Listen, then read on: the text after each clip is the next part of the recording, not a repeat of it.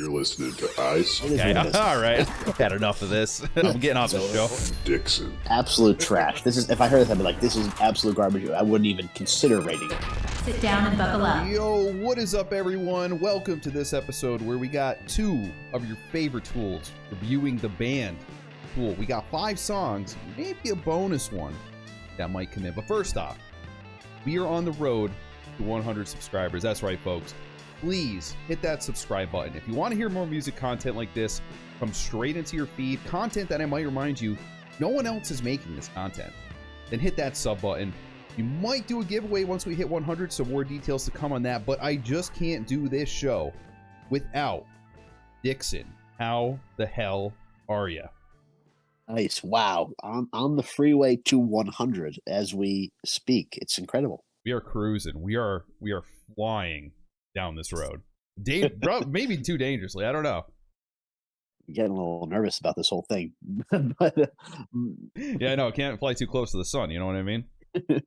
But as you said so perfectly, in reality, we have the road to 100, but really we're all about the content, about the music. Yeah. And what we're doing today is it's two tools discussing Tool. I love it. This is fantastic. So,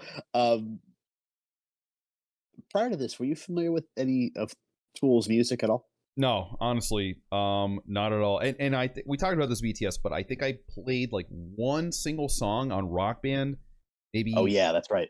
Maybe like 10 years ago, but I don't remember it at all. I just remember that they were featured in that game, Guitar Rock Band, whatever the hell it was.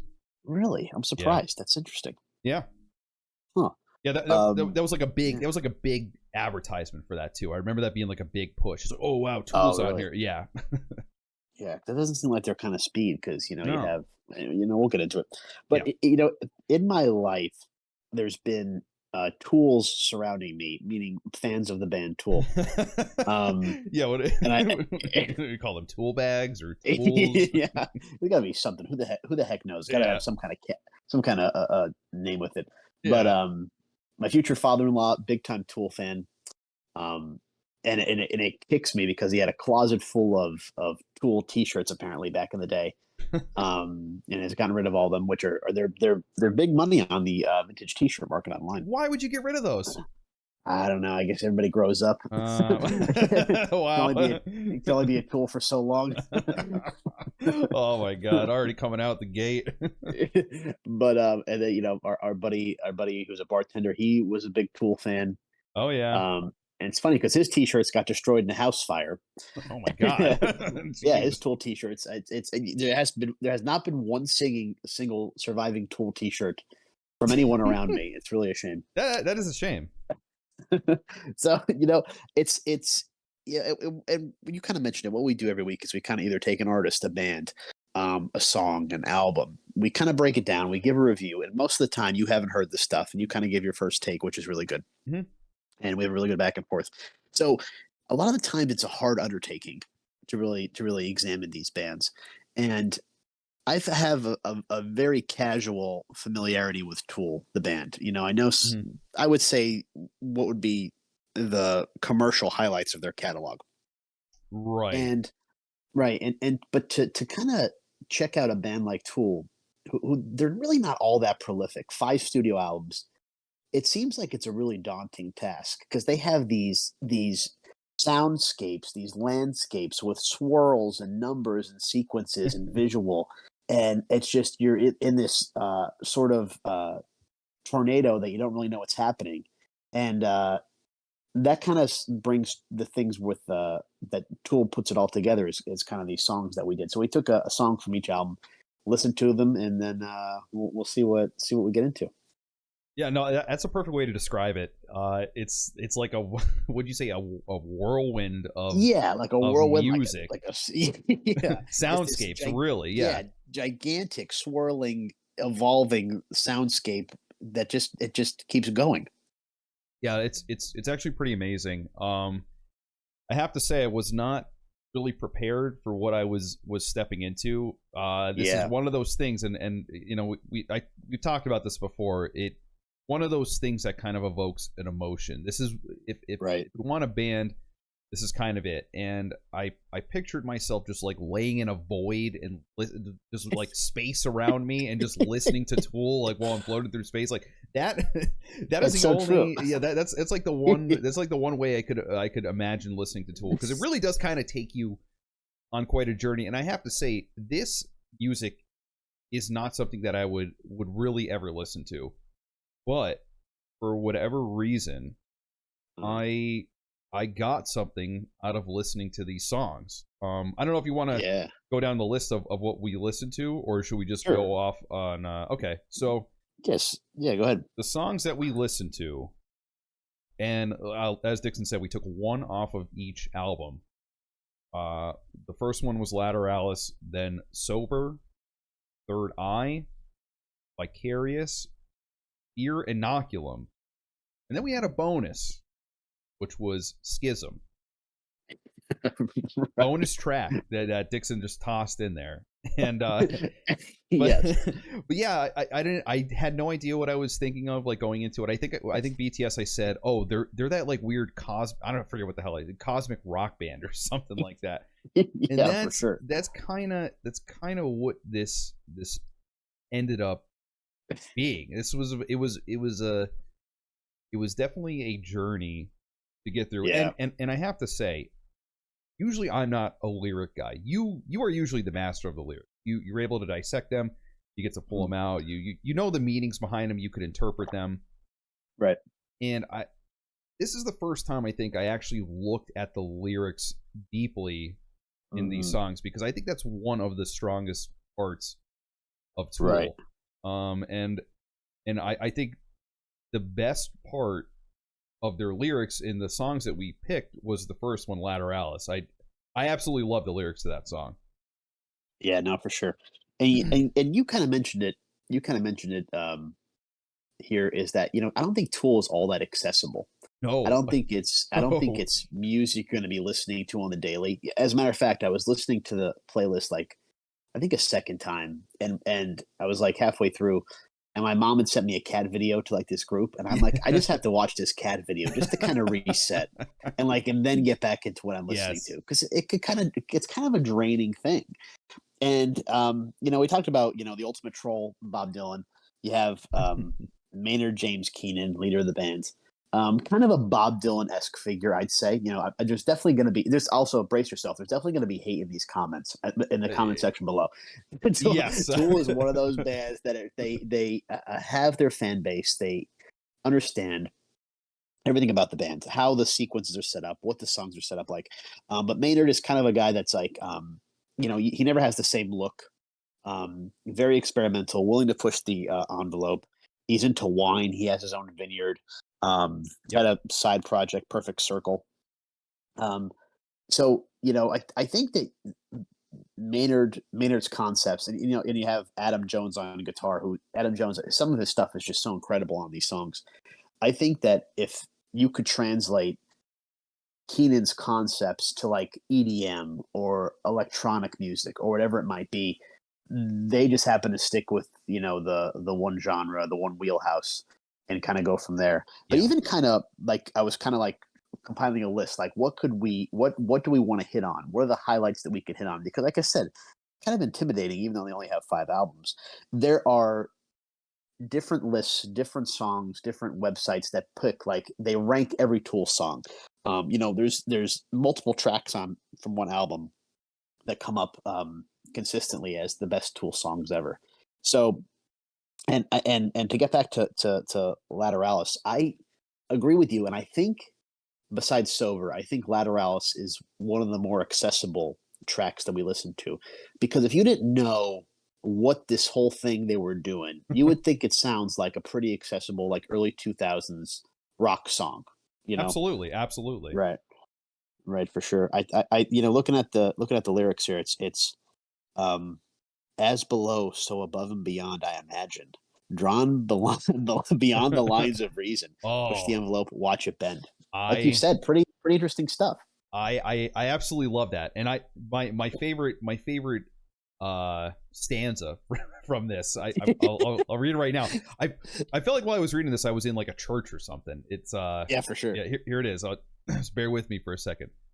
Come embrace my desire to feel the rhythm, to feel connected enough to step aside and weep like a widow, to feel inspired, to fathom the power, to witness the beauty, to bathe in the fountain, and to swing on the spiral of our divinity and still be a human. This is the word of the Lord.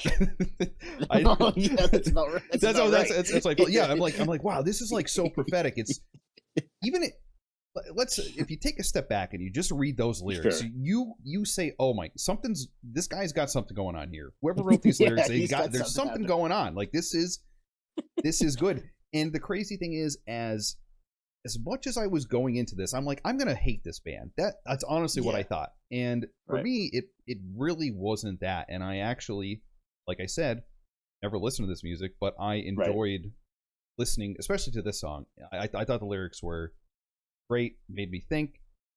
For sure. The soundscape that they created with this song was fantastic.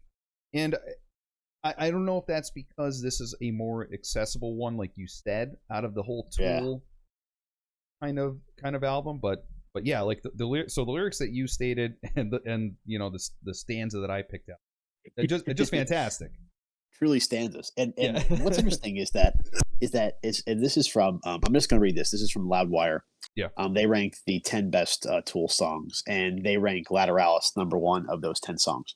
And think about this when we're considering how accessible we think it is. We recently named Lateralus the greatest metal song released so far in the 21st century, and thus it tops our list of the best Tool songs. Inspired by the Fibonacci sequence, a mathematical pattern found in nature, Keenan chose to house the sequence within his verses, creating a syllabic pattern that aligns with the numerical code of Fibonacci's work. The song also switches between 9/8, 8/8, and 7/8 time signatures, with the number 987 being the 17th number of the Fibonacci sequence. Each individual musician takes charge of Lateralus at some point, helping cement the track as Tool's most essential piece of work. And that's from the album Lateralus from 2001. Isn't that amazing? Because I read exactly what you're talking about too. To go from those time signatures, 9/8, 8/8, and 7/8, like that takes some kind of compositional awareness. You have to have some kind of talent to be able to know that you're doing that. And it's just for sure. It's just something that no band literally ever does. It's like some bands come in, they're like, oh, we got to make a hit. We got to make a good song. Okay, put it in 4/4, put it in the major key, G major. That's like one of the most popular keys, or C, whatever. Okay, we got to hit on this. These are the chord. This is the chord progression. And Tool, it seems like they just throw that all out the window. And surprisingly, they have a bunch of success with it. But that Fibonacci sequence was actually like pretty interesting. And at first I was like, are these guys up their own ass? Are they like, oh, we're gonna? There is some of that. Yeah, there is a little bit of that, I guess, but it's still kind of cool. Like it works, I guess. Oh, yeah, that's you're absolutely right. Yeah, and even to go further with that, Kerrang also rates this song as their #1 out of 20 songs, and deployment of their Fibonacci sequence, knowingly drawing comparisons with maestros like Mozart and Da Vinci. So, there is that sort of like, come on, guys. Yeah, exactly. Get over yourselves. Can't you just play the damn song? Yeah, get over it already. We heard it. Fine, that's great. Yeah, awesome. It's so funny because I when I read about the Fibonacci thing, it was a quote from Joe Rogan. And like I'm just picturing Joe, because I guess he's friends with Maynard. And, really? Yeah. And I'm just picturing like Joe Rogan just interpreting it like that wasn't true at all. And he's just like, this is based on the Fibonacci sequence. Hey, pull up the Fibonacci. What's his name? Jeremy. Hey, here, pull up the Fibonacci sequence. Let's show he's just doing it on a show or something. Just making that connection. That connection. And I'm like, this is bullshit. But then I looked it up. And I'm like, oh, this is actually real. Yeah, that's wild. It's wild to think that, and you don't imagine what a sound could look. You don't imagine what a sequence of numbers could sound like, and then you hear that background, and then you hear the song. It's like, wow, okay, I could kind of see how this works in this sort of rotation, almost kind of, like an interesting circular sequence. And I talked to you behind the scenes, and I don't know if this is true. Maybe this is true. If you're listening, and you're a fan of Tool. comment below if this is true. But we have friends, acquaintances, some may say enemies, that are really into Dream Theater. Oh yeah. And the whole thing with Dream Theater is that they're technically proficient. It's the same thing. It's sequences. It's these stacked tracks. It's these back and forth alternating kind of things.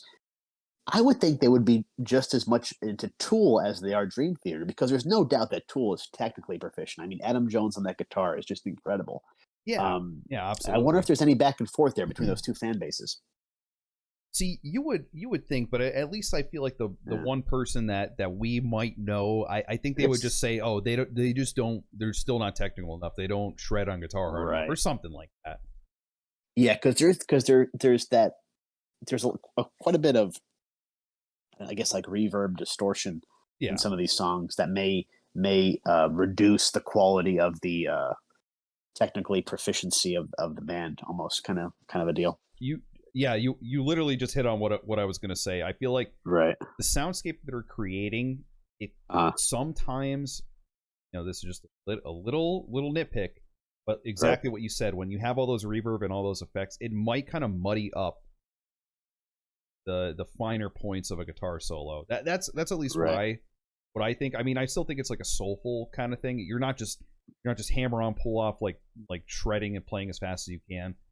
I think these solos are more evoking of emotion rather than just, oh wow, he's playing so fast. Yeah, no, I got you. That does make sense. That's the whole thing. And so that's cool. Yeah, Lateralus definitely. I definitely like that. And should we talk about our bonus track since it's on Lateralus as well? Yes, yeah, I would love to. So Schism, Lateralus. So I threw this in as a bonus track at the end because some of the people I read online said this is their most known track, their most recognizable track, which I was surprised by.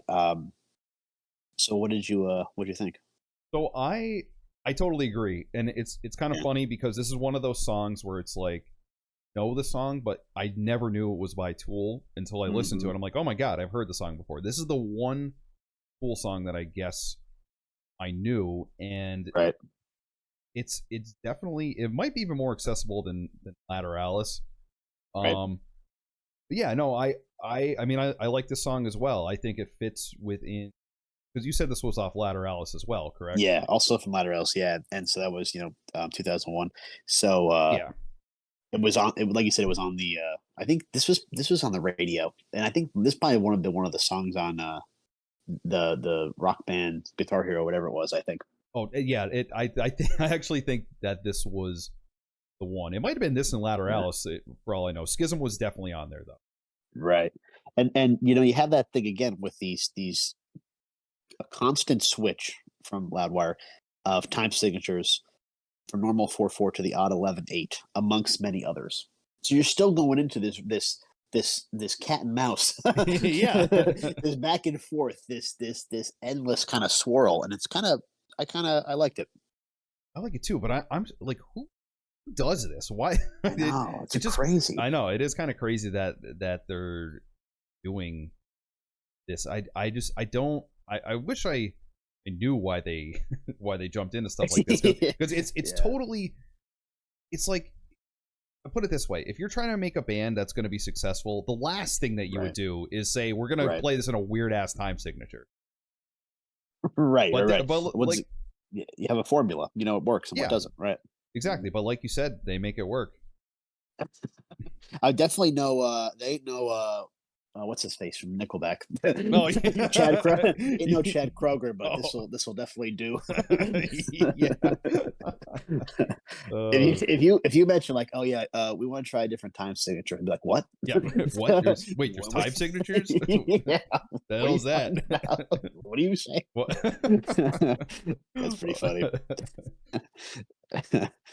So what did you think? I wanted to ask you before we go with the other songs. What do you think about some of the visuals on the videos? Because I don't know about you, but I found myself getting emotionally attached to the creatures that were in some of these videos that we saw, like in Viacarious.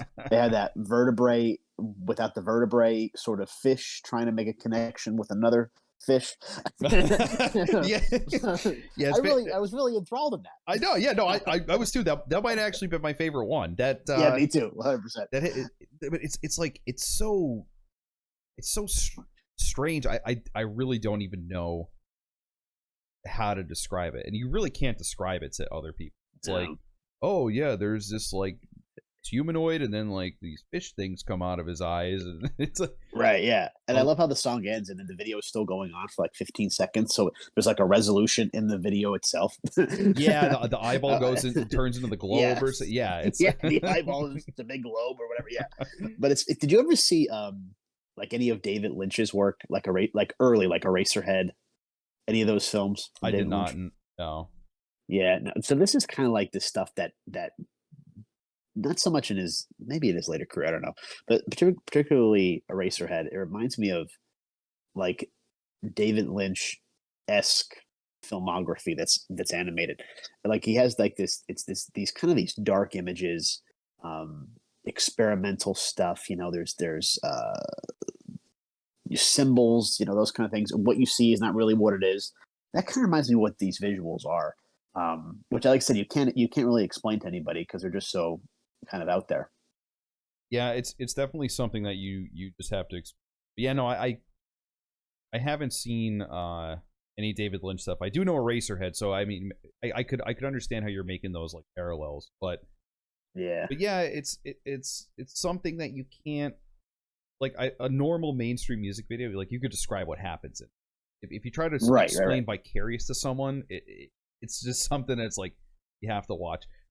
Which is what is weird for me is that I enjoyed visuals because usually I don't like this whole desolation, depression, kind of like sad world. But I enjoyed it. It was interesting. No, for sure. And Vicarious is from 10,000 Days, 2006. I really liked this song. The video was I think the video was fantastic. And what's so great about this is that you hit on it before. I would never seek this out. I would never seek out this video or these songs out in reality. But I really enjoyed them. Yeah. I thought Vicarious was a really good song. Once again, starts out with this kind of echoey, kind of deep thing, and then it goes into this more hardcore sound that kind of fits in mainstream stuff. And then it kind of resolves back to that dark chasm that you start with. Yeah, this dark chasm of depression and like and for sure. Yeah, it is very strange how they're able to do that. Because like I'm gonna keep bringing it up again and again, but this is not mainstream, and it's crazy that it is still so popular. I mean, you go on the video right now, Vicarious, they have 21 million views on this video, and Tool, the band on here, has 1.27 million subscribers. Just for a band like this that's not accessible, it's just something that you wouldn't expect. But they've definitely made a hit. But Vicarious, I thought was really good too. This was more like a simple kind of lyric way to. Yeah. Lyrics were easy to kind of dissect, but I still thought that they were like pretty interesting. It's like it's like people, they love watching like violence and stuff on the news, like the real world violence. Like people just love it. That's what drives views. Kind of interesting. People don't like to admit that. Yeah, no, for sure. Yeah, and I like the ending lyric. Vicariously, I live while the world dies. Much better you than I. Yes, wow. I literally have that written down, and I literally have "wow" written down right after that. Oh my gosh, that's great. That's fantastic. I love it. Now the funny thing is that line is fantastic. It's just something you would never see in like Nickelback. If I heard this in Nickelback, I'd roll my eyes. But Tool somehow makes it work. That's a really good point. That is a really, really good point. Yeah, I think it's the whole setup that they have going, the soundscape that changes, we talked about the technical proficiency. You have that paired with the effects and sort of the distortion and sort of like you're looking down into a canyon with nothing but darkness at the bottom.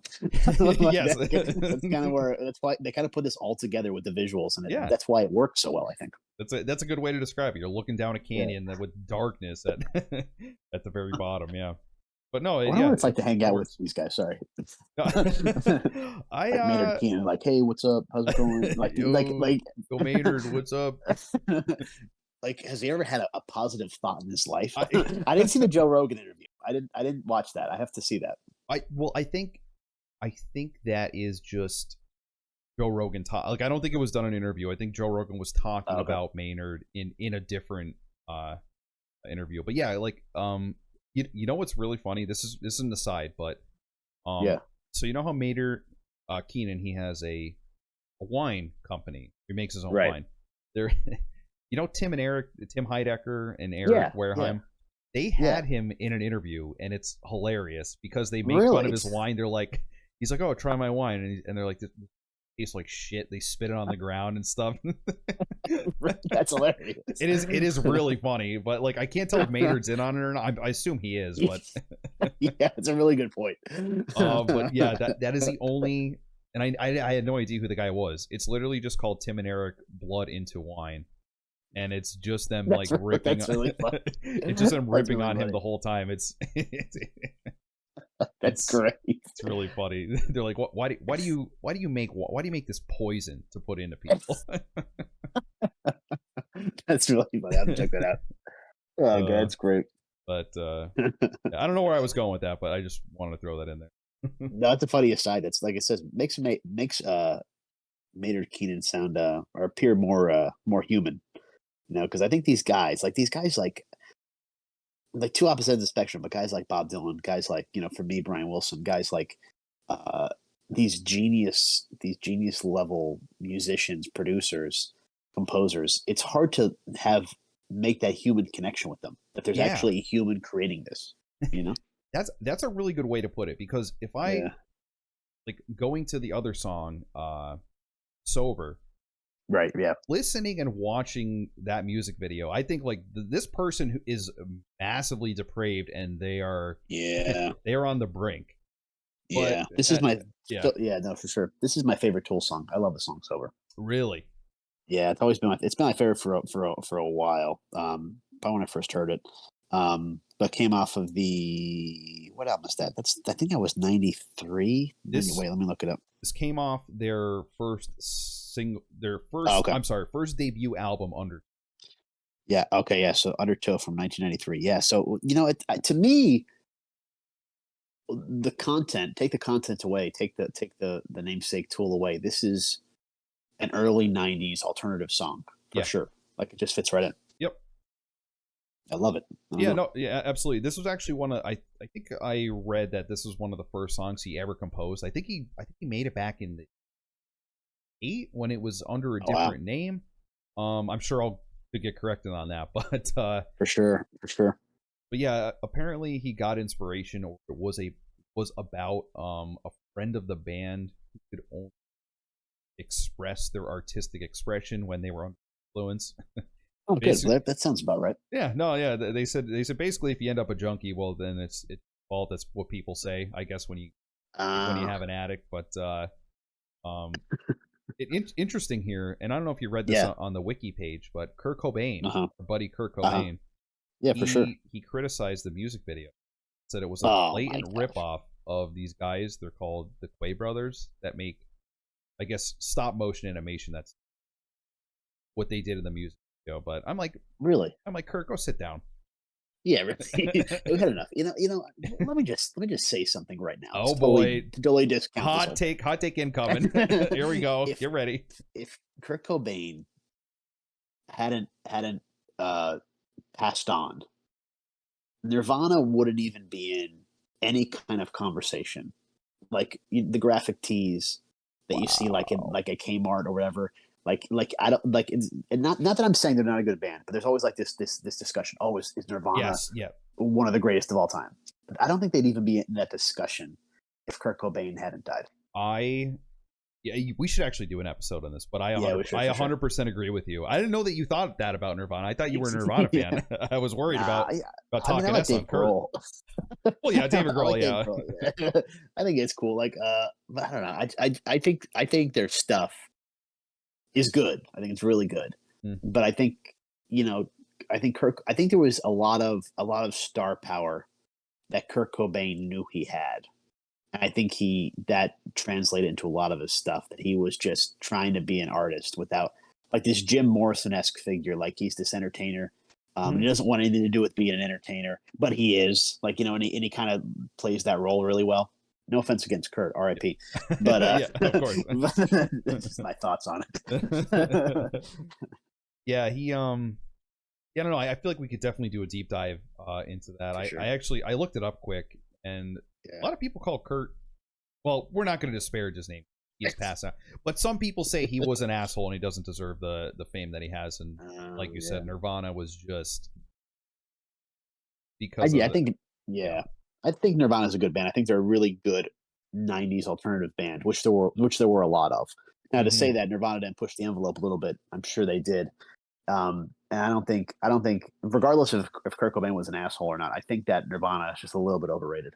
Yeah, I agree, and I think that tragic incident probably put. Yeah, that's definitely it. Yeah, that's why they have such. That's why, like you said, it's a famous shirt now. People wear that shirt. Yeah, they never even listen to Nirvana. I see probably, if we were to average it out, like over my lifespan, probably one Nirvana T-shirt per day. In reality, that's incredible. Like over 30 years of looking at Peter. I probably maybe let's just say let's say 20 Nirvana T-shirts per month, every month of my life. If we were to average these things out, like that's what I feel like. I see a Nirvana shirt all the time. I know. I totally agree. If you go to some place like a, I don't know, like a boardwalk or like some crowded place, you are guaranteed to see. I don't know why that's the thing that came to my head. Sure, it's so true though. But yeah, you're gonna see a Nirvana shirt. Yeah, absolutely. That's great. But you know, I really like that video. I feel bad for that little guy that's turning the knobs. Checking out the pipes. I know. I feel bad for him too. And it's yet again. I cannot stand stop motion animation. I think it's creepy. I think it's weird. It gives me the heebie-jeebies. But I was watching this and I was invested in that little guy, and I wasn't scared of him. I was like, oh, this poor bastard. Yeah, that's for sure. That gave me Eraserhead, like David Lynch Eraserhead vibes. It's just like it's just this. There's no chance that this hellscape can get any better in this video. Like you said, you're watching it, but why are we watching it? Because is Tool this good? They might be. They might actually be this good. And like I said, I don't even like this music. I would never ever seek this out. Yet here I am. Feeling emotion for this little creepy ass guy listening to Tool music. Oh man, that's great. Something else. That's really funny. That's really, really funny. What other songs do we have left? Did we go through all of them? Well, we have Third Eye, right? Yes. Third Eye and Fear Inncolum. Yeah. Sorry. So Third Eye. So I had to look this up because I don't want to be called a Tool by all the Tool fans. Oh boy. And maybe you figure this out with organically, but I didn't. So the song Third Eye so I was going to pronounce the album Anima, like anima, like something like that. That's what I thought. So there's a video that where Adam Jones calls it Anima. Okay. Anima is the name of the album. Anima. Yeah. So I would have no idea if that were unless they said it. Actually, which also is a nice piece of trivia as well. I didn't know it was pronounced like that, but also it gets auto-corrected in your iPhone if you type this in. Really? It'll literally auto-correct it to the album name with that symbol. Yeah. Wow. Yeah, no, it's. I'm like, wow. Wild. I'm like, Tool has some like long reach here. That's for sure. It's crazy. Yeah, that's so true. You know, and the thing about Third Eye is that it's a long song, and we didn't talk about the length of these songs, with the exception of Sober. Yeah. All these songs are pretty long, like 10, 9, 7 to 13 minutes per song. Yeah, pretty much. Actually, Fear Inncolum has a record due to that. We'll talk about it once we get into it. But yeah, all these songs are like 10 or so minutes, and when you're listening to them, the intros take sometimes they're like 2 minutes long before they start singing. Yeah, Yes, the setup is all up on the front end. Yeah, no, yeah, but it sets up that soundscape. That's what I'm saying. I feel like if I'm laying in a void and I'm just listening to Tool, I can really sink myself into this kind of world that they're creating. Yeah, no, for sure. And so Kerrang rates Third Eye 14th on their list of 20 greatest songs. So the intro is this comedian Bill Hicks. Yeah, I was wondering who that was. Yeah, Bill Hicks. I saw he's a comedian who I guess absolutely hated Los Angeles, hated the fake people. Have you ever read this? Is an aside too. This kind of reminds me of Maynard. Have you read Charles Bukowski, the poet? No, I have not. So he's like he's an interesting guy. You know, that's something we should branch into, poetry. But why not? Discussing poems. But he had this whole thing. It reminded me of this because Bukowski had this thing like the Pacific Ocean is just one big toilet, and like Bill Hicks has this thing like the people are fake. It's the commentary on this. I guess Bill Hicks died untimely, but pretty big influence on Maynard Keenan and the band Tool. And then it's the comment. There's the connection between drugs and your third eye, and you're going to different levels and different planes and those kinds of things. Really love the end where he's just screaming, "Pry my third eye open."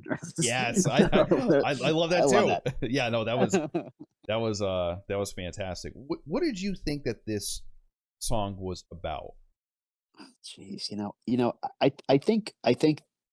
If we can, that's what was the question for me. Because if you consider Sober, which Sober is a commentary on, why can't you just like wise up and quit the bottle and just write a song for once, basically to his buddy or whatever it was, right? Yep.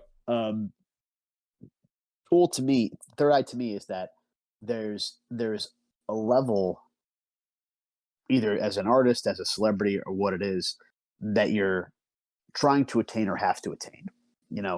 If you have a fan base, in theory, you want to keep that fan base and then grow that fan base.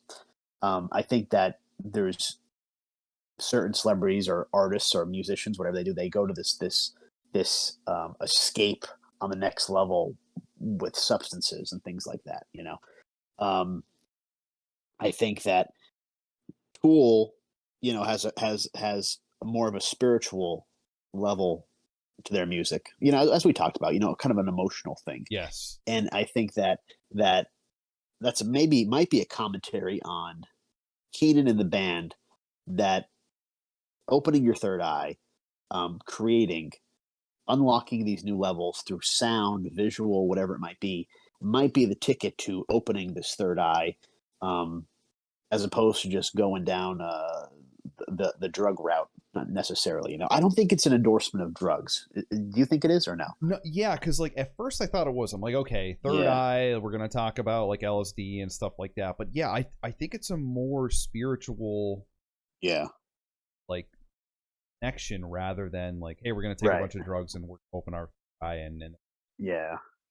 But I think him saying I'm prying my third eye open. I think that alludes to the doing it yourself, essentially, instead of doing with the drugs. I think it kind of, it's trying to get to a higher plane instead of just popping a pill. Yep. Kind of doing anything like you said. Yeah. Okay. Yeah. No, I agree with you. Very cool. Interesting. Yeah. I mean, I really liked the intro. Kind of threw me. Spoken word intro kind of threw me. But, yeah. No, I was like, what's going on here? But like, I think I texted you. I was rapping. I'm like, just blasting Third Eye. I'm like, boy, I could really get into this. I could really like listen to this stuff like this for the rest of my life. Like, I don't know what it is. Like, I'm like, I was all about it. It's that 90s hardcore, this 90s rock, that 90s alternative, but being more, it's elevated. It's artistic. Yeah. It's not just garbage. It's not just trying to throw in a message and jam it in there.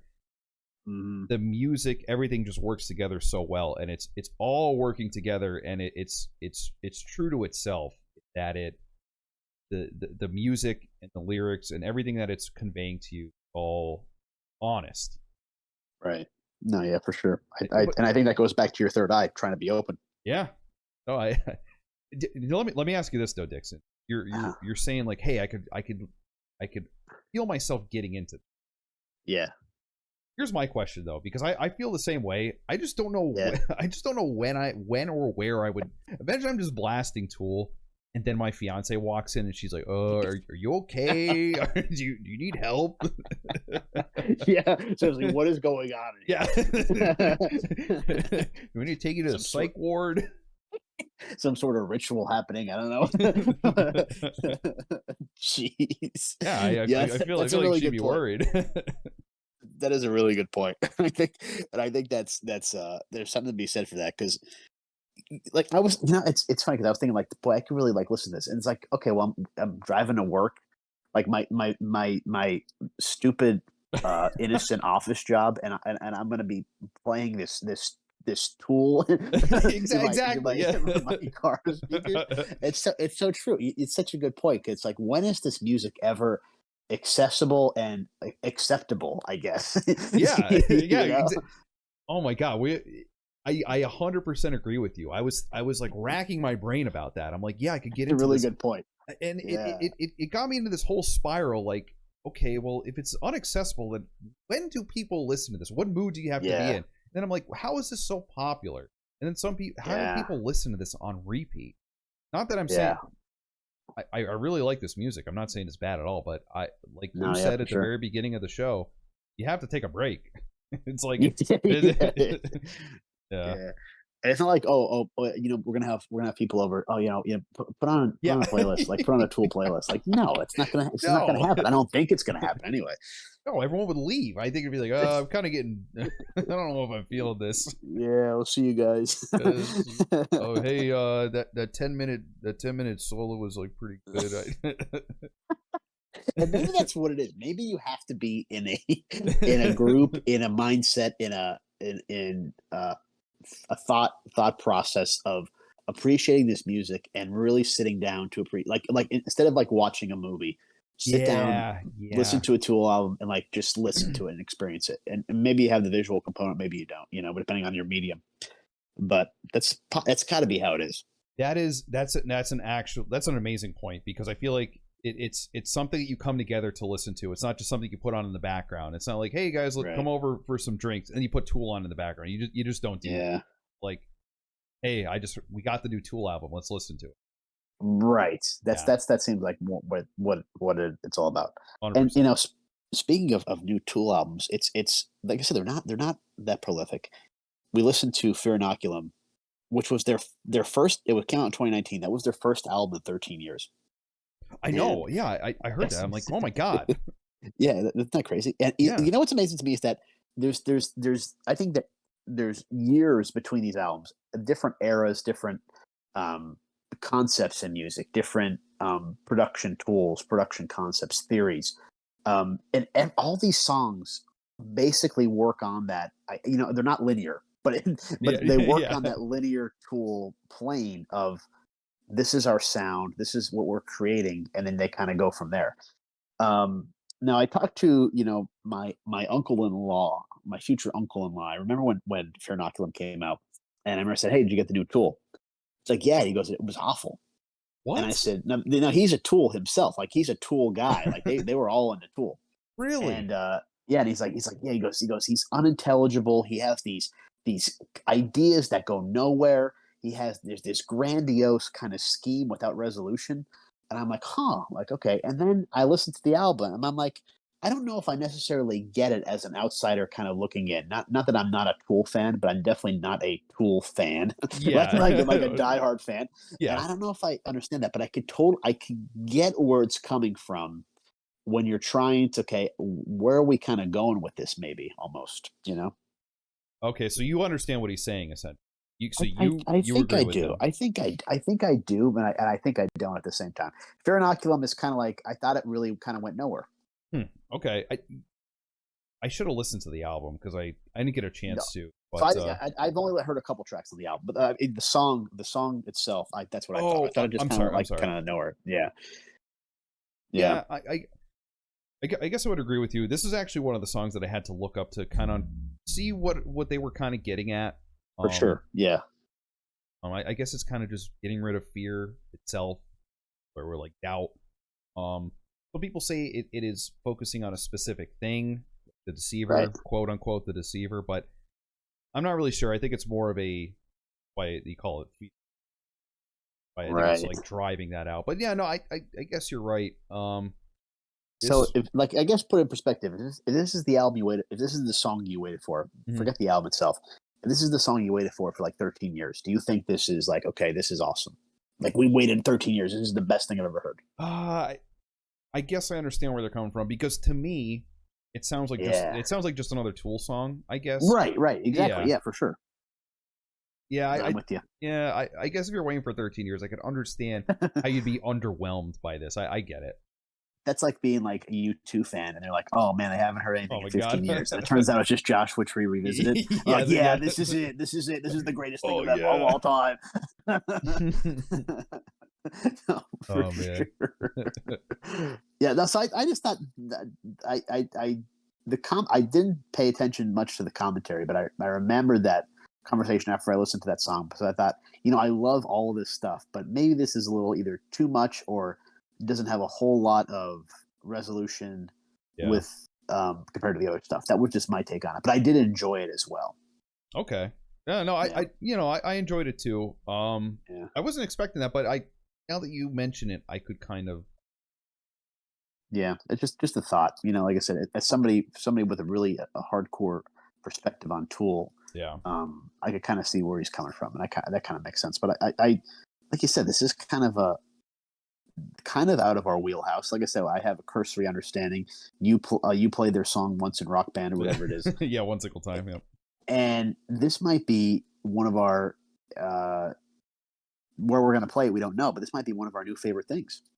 I think so. I'm 100% going to try to go back and get in the mood for Tool and kind of get into it. I'll have to do it in private because I don't want my fiance thinking I'm mentally, unwell. But yeah, definitely, it's secret. Yeah. Tool's a secret. Yeah, Tool. Yeah, I'm a secret. I'm a closeted Tool listener. I'm a closeted Tool.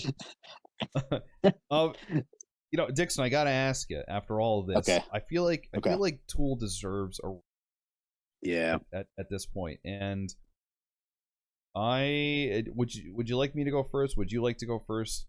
I have a number. See, I think I have a number, and I want to be able to shock you. I think. Okay. So good.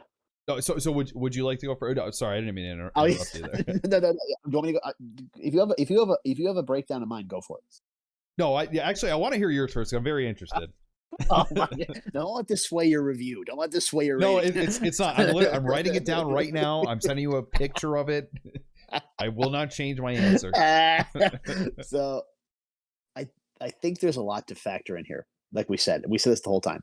I think you consider the band, you consider the music, you consider the production, and you consider like the visual aspect of it as well. And you put that all together. We talked about the lyrics. We talked about the technical proficiency. We talked about the production methods. Maybe a little grandiose, maybe a little over the top at times, but it's there and they're doing it. And Tool is one of those bands that is recognized, that they're Tool fans, diehard fans. Right. Maynard is kind of an enigma. The band is been doing this thing for a long time. I think considering all those things as a purely objective rating, I think you have to give Tool and their music, like I said, regardless of genre, regardless of if you subjectively like them or not, I think you objectively have to give them, like, out of 10 being the highest, like a 9 or a 9.5. Wow. I think you do. To be completely objective and to consider all that, I really do. I think you have to think about that, because you consider the fact that we're not really Tool fans. I don't own any music by Tool, and now I'm really into Tool's catalog, or will be. I would like to listen to it more. Yeah, and that definitely says something. For sure, I think it does. I absolutely agree with you on everything. I really don't even have anything else to say, but my rating, is an 8.7. Wow, that's we're in the same wheelhouse. Yeah, no, sure. absolutely. Yeah. And like you said, when you look at it objectively, the what they've been able to do with the music that they make, it's actually kind of incredible because I did not expect this going into it. I'm like, okay, I think that they're a harder band. I think they're a harder like rock metal band maybe. I don't think I'm gonna like this. And I think if it was anyone else, I wouldn't have liked this. No, for sure. But there's something that Tool does, whether composition, lyrics, their visuals. I think all that combined, like you said, you bring that all together. Yeah. Objectively, you have to give them a high. And yeah, I mean, I don't know. Sure. I'd be interested to search like, oh, Tool sucks, and like see what people say and why that reason is, because I don't know. I think it's difficult, and that's coming from us who are outside the wheelhouse, who would never listen to Tool to begin with. No, for sure. I think that really says something. So yeah, I'm 8.7. Yeah, I'm gonna have to. That's my rating. But yeah, no, I totally agree with what you said. No, yeah, that's like I said, that definitely says something. I think that's a huge component, and you have to have a conversation. Is Tool, I'd say okay, 30 years into their career, but still out there doing their thing. Will they have another album? Is the discussion there? I mean, if we're having it about Nirvana, you should be having a discussion about Tool being one of the greatest American bands, at the very least of all time. I think you have to, just because of all the things we just talked about. Absolutely, 100%. Yeah, I mean, as far as the future goes for Tool, it looks like, and I looked into this. I don't know if you found anything on it, but as far as Tool releasing a new album, it looks like we're gonna have to wait. It says, quote, pretty soon, which apparently what people say, that's 2027. So that's quite some time. They're like, it's like, when you consider all the stuff that they're doing, I guess that makes sense. Excuse me. They remind me of like it's like Rockstar, like GTA, where you're like waiting for a new Grand Theft Auto, and it takes them like 25 years to make a Grand Theft Auto. Yes. It's so involved. Perfect analogy. Yeah, absolutely. Well, that's awesome. But like you said, I'm really surprised by this whole thing. Really surprised how much we found common ground on what they do. And maybe there's something to their sequences that like hypnotize you, that make you think, oh my gosh, this is the greatest thing I've ever heard.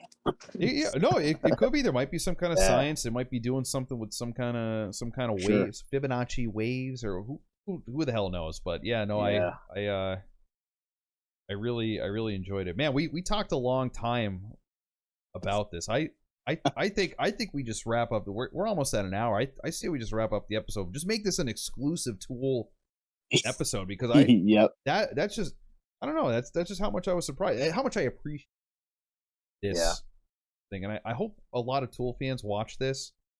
Yeah, and I hope it's probably going to be something cool, like like seeing people that like what you have loved forever, and just being like, oh wow, that's so cool. Like they like this, or they thought this about that.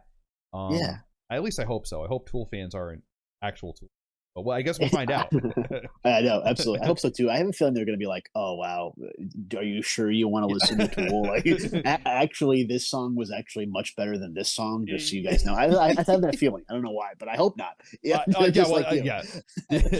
really hope not. I hope it's not like, oh, actually, you recited the wrong time signature for Inncolum. It was actually 11/4. That's exactly what it's going to be. And I absolutely love that. I absolutely appreciate that. For sure. I do too. As longtime viewers know, we love getting into it with guys. So if you are a Tool fan, or if you've never heard Tool before, or if you have any recommendations, let us know in the comments below. As we say, we always listen, read every single comment. But yeah, Dixon, I'm excited for the next week's episode. I'm already excited too. Looking forward to it. It'd be good. It might be, as much as we're into Tool, it might be a good change of pace. Maybe something a little lighter. Maybe something a little more breezy, more accessible. Would be good. But the train, the road, the vehicle, the truck. We're on the road to 100.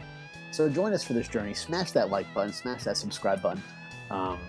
like I said, we got lots of good things coming up. We're accessible guys. We like the comments. We like talking. So shoot us a suggestion. Throw us a subscribe. Why not? You know. Yeah, guys. Got nothing to lose. Yeah, absolutely. You got nothing to lose, and you have everything to gain because you get weekly episodes every single week, just like this. You could recommend shows, could recommend topics, whatever you guys want, we will cover it. So again, let us know in the comments below. Hit that subscribe button. Guys, help us get to 100. Got a lot of good stuff coming up. And as always, we will see you next week. Peace.